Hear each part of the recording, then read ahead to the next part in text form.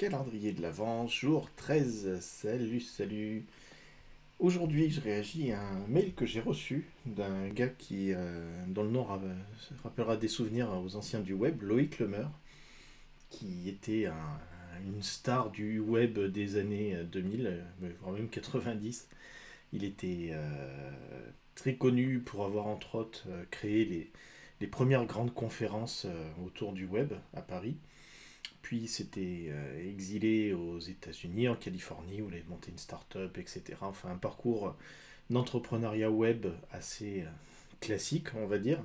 À part que depuis quelques temps, Loïc Lemer se met à communiquer sur un virage à 180 degrés qu'il a pu faire, puisque là, dans son dernier mail que j'ai reçu ce soir, il raconte qu'il est parti en Amazonie pour 5 semaines, planqué dans la jungle amazonienne, entouré de populations indigènes, et qu'il en revient, c'est pas la première fois qu'il le fait, qu'il en revient complètement transformé, avec des photos de lui, simplement avec une toge, des tatouages de partout, et enfin, un truc assez improbable de la part d'un entrepreneur du web, un petit peu comme s'il y avait je sais pas, Mark Zuckerberg qui racontait sa dernière expérience dans un temple bouddhiste. Enfin, c'est à la fois très curieux et ça amène un certain scepticisme. J'ai entendu des gens qui critiquaient Loïc Lemer pour cette démarche en disant que même une démarche spirituelle d'aller vers le chamanisme et ce genre de choses, il cherche quelque part à le marketer, puisqu'il en fait une newsletter, il en parle, etc. Mais il faut bien admettre que tout ce qu'il raconte semble empreint d'une grande sincérité et voilà, il vend rien, il parle d'une expérience de vie qui semble marquer profondément. Et moi, je suis assez sensible à ça. Il y a peu de gens qui le savent, même si j'avais publié deux trois trucs dessus, mais je m'étais amusé, entre guillemets, à m'enfermer pendant quelques jours dans un temple bouddhiste pendant la période de Noël, il y a 4 ans. J'avais fait ça au départ, c'était un petit peu par défi, parce que ça devenait presque une private joke. Je disais, vous m'emmerdez tous, ça continue, je vais m'enfermer dans un temple bouddhiste. Puis au bout d'un moment, je me suis dit, bah, c'est peut-être le moment de le faire. Je suis pas du tout religieux, je connaissais pas grand-chose au bouddhisme avant d'y arriver.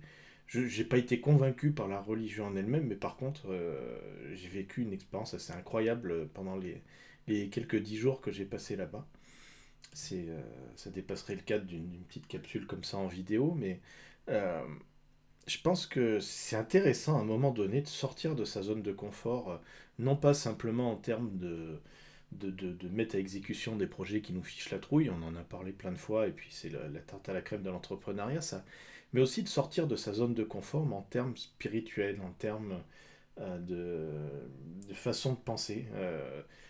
Comme je disais, je ne suis pas religieux, je ne crois pas à grand-chose, même si j'ai eu une éducation enfant plutôt religieuse. En revanche, je suis plutôt ouvert à des gens qui vont vers des choses que je comprends pas, tout simplement. Parce que je pense que ça serait très très présomptueux de dire qu'on a la vérité en soi absolue et que tout ce se fait en dehors et qui ne vient pas de nous quelque part ou qui n'est pas déjà pleinement intégré en nous est quantité négligeable.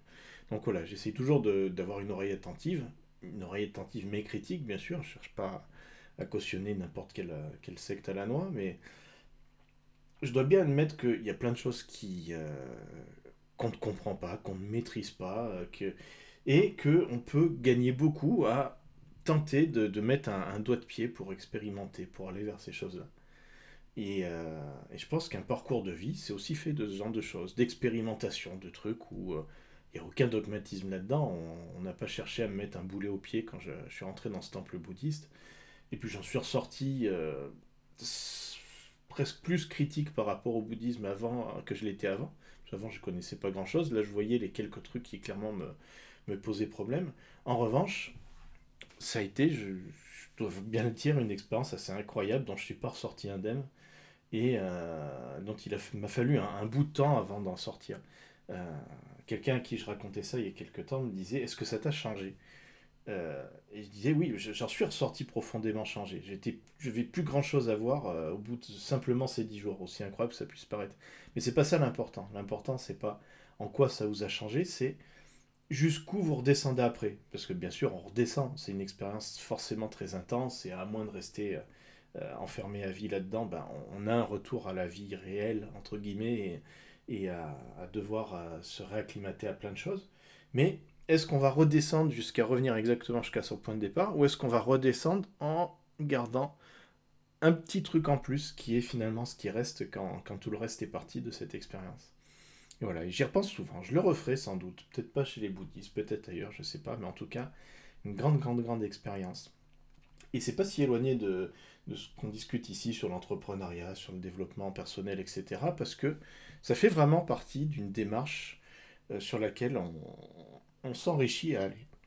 Voilà, et sans chercher forcément à revenir avec une toge et des tatouages de partout comme Loïc Lemer, mais plus riche de certaines expériences. Je te laisse avec une vidéo assez longue qui est un film qui s'appelle Overworlds de Yann Kounen qui s'était passionné pour le chamanisme et qui commence par cette citation que je te donne, qui est une citation de Montaigne. C'est une sotte présomption d'aller dédaignant et condamnant pour faux ce qui ne nous semble pas vraisemblable. Allez, à très vite.